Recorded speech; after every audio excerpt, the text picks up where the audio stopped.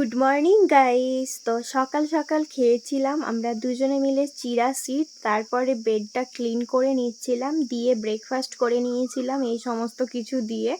দেন সন্ধ্যার দিকে বেরিয়েছিলাম, একটু কাজ ছিল আর কি।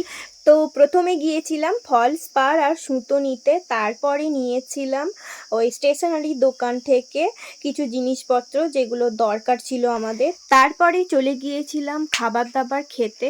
এতক্ষণ ঘোরাঘুরি করেছি, খিদে পেয়ে গিয়েছিল প্রচণ্ড, সেই জন্য গিয়েছিলাম আমাদের এখানকার একটা ক্যাফেতে।